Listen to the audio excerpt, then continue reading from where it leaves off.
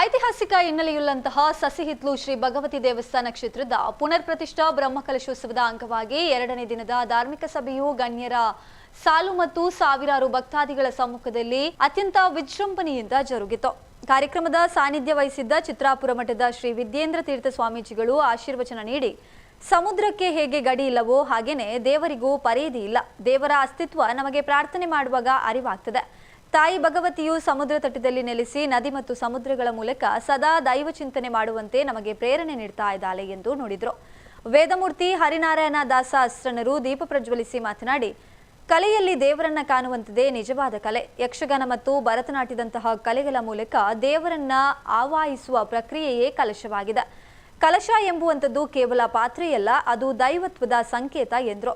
ಧಾರ್ಮಿಕ ಸಭೆಯ ಅಧ್ಯಕ್ಷತೆಯನ್ನ ಆಡಳಿತ ಮುಕ್ತೇಸರರಾದ ಚಂದ್ರಶೇಖರ ಬೆಲ್ಚಡ ವಹಿಸಿದ್ರು. ಹಾಗೆಯೇ ವೇದಿಕೆಯಲ್ಲಿ ಅತಿಥಿಗಳಾಗಿ ಶ್ರೀ ನಾರಾಯಣ ಗುರು ಸಮೂಹ ವಿದ್ಯಾಸಂಸ್ಥೆಗಳ ಅಧ್ಯಕ್ಷರಾದ ನವೀನ್ ಚಂದ್ರ ಡಿ ಸುವರ್ಣ, ಕಂಕನಾಡಿ ಶ್ರೀ ಬ್ರಹ್ಮಬೈದರ್ಕಳ ಗರೋಡಿ ಕ್ಷೇತ್ರದ ಅಧ್ಯಕ್ಷ ಚಿತ್ರರಂಜನ, ಎಂಆರ್ಪಿಎಲ್ ಎನ್ಜಿಸಿ ನಿರ್ದೇಶಕರಾದ ನಂದಕುಮಾರ ವೇಲಾಯುಧನ್ ಪಿಳ್ಳೈ, ಪೊಲಲಿ ಮಾದುಕೋಡಿ ಶ್ರೀ ಸಾಯಿ ಹೀಲಿಂಗ್ ಸೆಂಟರ್ನ ವಿಜಯ್ ಗುರೂಜಿ, ಕಾಸರಗೋಡು ವೈದ್ಯ ಶ್ರೀ ಶಕ್ತಿತ್ರಯಂ ಕಾಲತಂತ್ರ ವಿದ್ಯಾಪೀಠದ ಜ್ಯೋತಿಷ್ಯಜ್ಞ ಮಧುಸೂದನ್ ಎಮ್ಮ, ಕುದ್ರೋಳಿ ಶ್ರೀ ಗೋಕರ್ಣನಾಥ ಕ್ಷೇತ್ರದ ಕೋಶಾಧಿಕಾರಿ ಪದ್ಮರಾಜ್ ಪೂಜಾರಿ ಹಾಗೂ Woodlands Hotels general manager H Bhaskar Salian ಈ ಸಂದರ್ಭ ಉಪಸ್ಥಿತರಿದ್ದರು. ಹಾಗೆಯೇ ಇವರೊಂದಿಗೆ ಜುಪಿಟರ್ ಶಿಫ್ಟಿಂಗ್ ಮುಂಬೈ ಇದರ ಧೀರಜ್ ಶ್ರೀಯಾನ್, ಅಗ್ಗಿದಗಳಿಯ ಬ್ರಹ್ಮಶ್ರೀ ನಾರಾಯಣ ಗುರು ಸೇವಾ ಸಂಘದ ಅಧ್ಯಕ್ಷ ಪ್ರಕಾಶ್ ನಿಸರ್ಗ, ಹಳೆಯಂಗಡಿ ಬಿಲವ ಸಮಾಜ ಸೇವಾ ಸಂಘದ ಅಧ್ಯಕ್ಷ ಚಂದ್ರಶೇಖರ್ ನಾನಿಲ, ಉದ್ಯಮಿ ನಾರಾಯಣ್ ಸುವರ್ಣ, ಕನಿಲ ಭಗವತಿ ಕ್ಷೇತ್ರದ ವಿಶ್ವನಾಥ ಕುದ್ರು ಮತ್ತು ಕನಿಲ ಕ್ಷೇತ್ರ ಜೀರ್ಣೋದ್ಧಾರ ಸಮಿತಿ ಅಧ್ಯಕ್ಷ ಪದ್ಮನಾಭ ಕಡಪುರ ಅವರು ಕಾರ್ಯಕ್ರಮಕ್ಕೆ ಸಾಕ್ಷಿಯಾದರು. ಇನ್ನು ಮುಂಬೈ ಸಮಿತಿಯ ಪದಾಧಿಕಾರಿಗಳಾದ ಅಧ್ಯಕ್ಷ ವೇದಪ್ರಕಾಶ್ ಶ್ರೀಯಾನ್, ಗೌರವಾಧ್ಯಕ್ಷೆ ಗೀತಾ ಪಿ ಕುಮಾರ್, ಉಪಾಧ್ಯಕ್ಷ ವಿಶ್ವನಾಥ ಪಂದುಬೆಟ್ಟು ಹಾಗೂ ಕೋಶಾಧಿಕಾರಿ ಸುರೇಶ್ ಕೆ ಬಂಕೇರ ಅವರು ಭಾಗವಹಿಸಿದ್ರು. ಇನ್ನು ಸಭೆಯಲ್ಲಿ ಮಾತೃ ಸಮಿತಿ ಅಧ್ಯಕ್ಷೆ ಕಸ್ತೂರಿ ಪಂಜ, ದೇವಸ್ಥಾನದ ಅಭಿವೃದ್ಧಿ ಸಮಿತಿ ಅಧ್ಯಕ್ಷ ಪ್ರಭಾಕರ್ ಪೂಜಾರಿ ಮತ್ತಿತರರು ಉಪಸ್ಥಿತರಿದ್ದರು. ಆದೇಶ್ ಬಜ್ಪೆ ಪ್ರಾರ್ಥನೆ ನೆರವೇರಿಸಿದ್ರು. ಹಾಗೆಯೇ ಬ್ರಹ್ಮಕಲಶೋತ್ಸವ ಸಮಿತಿಯ ಪ್ರಧಾನ ಕಾರ್ಯದರ್ಶಿ ರಮೇಶ್ ಬಂಗೇರ ಸ್ವಾಗತಿಸಿದ್ರು.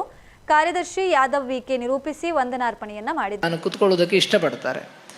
ಅದರಿಂದ ಅವರು ಒಲಿಸಿಕೊಂಡು ಅಂತಹ ಸ್ಥಳದಲ್ಲಿ ದೇವರ ಸನ್ನಿಧಾನ ಇರಬೇಕು ಅಂತ ಅವರು ಪ್ರಾರ್ಥನೆ ಮಾಡಿಕೊಂಡಾಗ ಒಂದೊಂದು ರೂಪದಲ್ಲಿ ಅಲ್ಲಿ ಬಂದು ದೇವರು ನೆರೆ ನಿಲ್ತಾರೆ. ನಮಗೆಲ್ಲ ಆ ಸ್ಥಳದಲ್ಲಿ ಇರುವಂತಹ ಎಲ್ಲ ಭಕ್ತರಿಗೆ ಅನುಗ್ರಹವನ್ನು ಮಾಡ್ತಾರೆ. ಅದರಿಂದ ಭಗವತಿ ಅಮ್ಮ ಇರುವಂಥದ್ದು ಸಮುದ್ರದ ತಟದಲ್ಲಿ.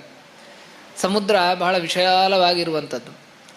ನಾವೀಗ ಅದಕ್ಕೊಂದು ಪರಿಧಿಯನ್ನು, ಅದಕ್ಕೊಂದು ಬೌಂಡ್ರಿಯನ್ನು ನಾವು ನೋಡ್ಬೋದು.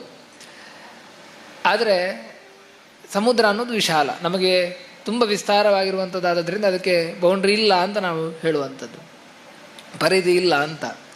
ಹಾಗೆ ದೇವರು ಕೂಡ ಸಮುದ್ರದ ತಟದಲ್ಲಿ ಯಾಕೆ ನೆತ್ತಿದ್ದಾರೆ ಹೇಳಿದ್ರೆ, ದೇವರಿಗೆ ಒಂದು ಬೌಂಡ್ರಿ ಇಲ್ಲ. ದೇವರ ಮಹಿಮೆ, ದೇವರ ಶಕ್ತಿ ಇದು ಹೇಗಿದೆ ಅಂತ ಹೇಳಿದ್ರೆ ಅದು ವಿಸ್ತಾರವಾದದ್ದು, ಅಪಾರವಾದದ್ದು. ಆದ್ದರಿಂದ ನಾವು ದೇವರನ್ನು ಮೊದಲು ಏನು ಚಿಂತನೆ ಮಾಡಬೇಕು ಅಂತ ಹೇಳಿದ್ರೆ, ದೇವರು ದೊಡ್ಡವರು ಅಂತ ಹೇಳಿ ಆಮೇಲೆ ಸ್ವಲ್ಪ ಹೊತ್ತಾದ್ಮೇಲೆ ನಾವೇ ಯೋಚನೆ, ನಮಗೇನಾದರೂ ಸಮಸ್ಯೆ ಬಂದಾಗ ನಾವೇನು ಮಾಡ್ತೇವೆ, ಫಸ್ಟು ನಾವು ಅದನ್ನು ಯಾರೋ ಒಬ್ಬ ವ್ಯಕ್ತಿಯಿಂದ ನಮಗೆ ಬಂತು ಹೇಳಿದ್ರೆ ಅವನಿಂದನೇ ಆಗಿದ್ದು ಸಮಸ್ಯೆ ಅಂತೇಳಿ ಯೋಚನೆ ಮಾಡ್ತೇವೆ. ಅದನ್ನು ಪರಿಹಾರ ಮಾಡ್ಕೊಳ್ಳೋದಕ್ಕೋಸ್ಕರ ಏನೋ ನಮ್ಮದೊಂದು ಪ್ರಯತ್ನ ನಡೀತದೆ. ಮೊದಲಿಗೆ ದೇವರ ತಲೆಗೆ ಬರೋದಿಲ್ಲ, ಕೊನೆಗೆ ದೇವರ ತಲೆಗೆ ಬರ್ತಾರೆ. ನಮ್ಮ ಕೈಲಿ ಏನು ಆಗಲಿಲ್ಲ ಅಂತಾದಾಗ ದೇವರ ಹತ್ರ ಹೋಗಿ ನಾವು ಪ್ರಾರ್ಥನೆಯನ್ನು ಮಾಡ್ತೇವೆ, ನನಗೆ ಇದರಿಂದ ಮುಕ್ತಿ ಕೊಡು, ಈ ಕಷ್ಟದಿಂದ ಪರಿಹಾರ ಮಾಡುವಂತ, ಕಷ್ಟವನ್ನು ಪರಿಹಾರ ಮಾಡುವಂತ.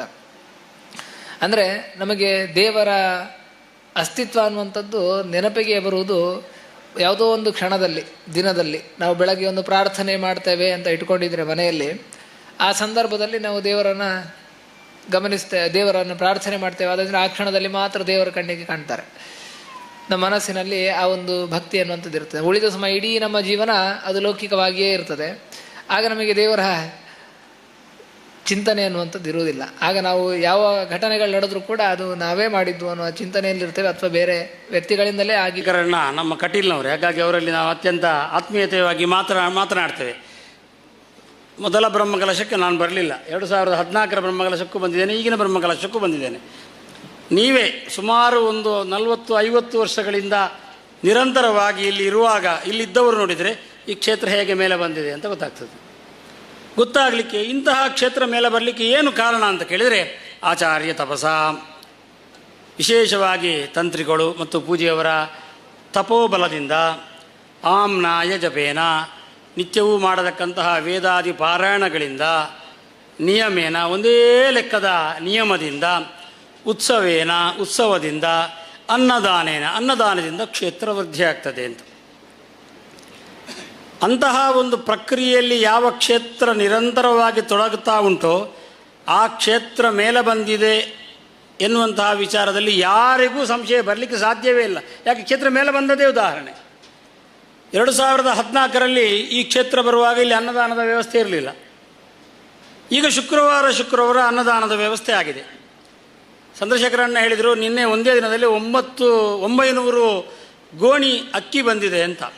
ನಾನು ಲೆಕ್ಕ ಹೇಳಿದ್ರು, 3.5-4 ಲಕ್ಷ ಜನ ಊಟ ಮಾಡುವಷ್ಟು ಅಕ್ಕಿ ಬಂದಾಯ್ತು. ಈಗಲೇ ದೇವರು ತರಿಸಿ ಆಯಿತು. ಅದು ಯಾಕೆ ಬಂತು ಅಂತ ಕೇಳಿದರೆ, ಶುಕ್ರವಾರ ಇಷ್ಟು ಸಮಯ ಅನ್ನದಾನ ಮಾಡಿದಿರಲ್ಲ, ದೇವರಿಗೆ ತೃಪ್ತಿಯಾಗಿ ಕ್ಷೇತ್ರ ವೃದ್ಧಿ ಆದ್ದರಿಂದ ಅನ್ನದಾನ ಇನ್ನಷ್ಟು ಮಾಡಿ ಅಂತ ಪ್ರಚೋದನೆ ಕೊಡಲಿಕ್ಕೆ ಅಕ್ಕಿಯನ್ನು ತರಿಸಿದ್ದಾರೆ ದೇವರು. ಹೀಗೆ ಕ್ಷೇತ್ರ ವೃದ್ಧಿ ನಮಗೆ ಬಾಯಲ್ಲಿ ಬಂದು ದೇವರು ಹೇಳುವುದಿಲ್ಲ. ಬಾಯಿಯಲ್ಲಿ ಹೇಳದೆ ತಾನು ಮಾಡತಕ್ಕಂತಹ ಅನುಗ್ರಹ ದೃಷ್ಟಿಯಿಂದ ನಮಗೆ ತೋರಿಸ್ತಾರೆ, ನಿಗ್ರಹ ದೃಷ್ಟಿಯಿಂದ ತೋರಿಸ್ತಾರೆ, ನೀವು ಮಾಡಿದ್ದು ಸರಿಯಲ್ಲ ಅಂತ. ಹಾಗಾಗಿ ಭಗವತಿ ಕ್ಷೇತ್ರ 7 ಕ್ಷೇತ್ರದಲ್ಲಿ ಒಂದು. ನಾನು ಯಾವಾಗಲೂ ಎಲ್ಲ ಕಡೆಯಲ್ಲಿ ಹೇಳೋದು ಉಂಟು, ನಮ್ಮ ಸನಾತನ ಧರ್ಮದಲ್ಲಿ ಎಲ್ಲವರು ನೇತಾರರು ಅಂತಿದ್ದವರು ಒಬ್ಬೊಬ್ಬೆ ಆಗ್ತಾರೆ, ಅಸ್ಪೃಶ್ಯತೆ ಅಂತ. ಅಸ್ಪೃಶ್ಯತೆ ಇದ್ದರೆ ಈ ಸಸಿ ಹಿತ್ತಲಿನ ಭಗವತಿ ಕ್ಷೇತ್ರಕ್ಕೆ ಇಷ್ಟು ದೊಡ್ಡ ಪ್ರಾಮುಖ್ಯ ಯಾಕೆ ಬರ್ತಿತ್ತು? ಆಮೇಲೆ ಬಂದಿದೆ, ಅದಕ್ಕೆಲ್ಲ ಒಂದಷ್ಟು ಸೇರ್ಪಡೆ ಆಗಿದೆ. ಕೆಲವು ನಮ್ಮ ಮೂಲ ತತ್ವ ನಮ್ಮ ಗಮನಕ್ಕೆ ಬರದೇ ರೀತಿಯಲ್ಲಿ ಬೇರೆ ವಿದ್ಯಾಭ್ಯಾಸಗಳು ನಮ್ಮ ತಲೆಯಲ್ಲಿ ತುಂಬಿದೆ. ಈಗಂತೂ ಮೇಕ್ಯಾಲೆ ಶಿಕ್ಷಣ ನೀತಿ ಅಂತ ಬರುವ ಮೂಲಕವಾಗಿ ನಮ್ಮ ಧರ್ಮ ಯಾವುದು ಅಂತ ನಮ್ಗೆ ಗೊತ್ತಿಲ್ಲದಷ್ಟು ಮಟ್ಟಿಗೆ ನಾವು ಮುಟ್ಟಿದ್ದೇವೆ. ಯುಗಾದಿ ಕಳೆದರೂ ಯುಗಾದಿ ಮರಳಿ ಬರುತ್ತದೆ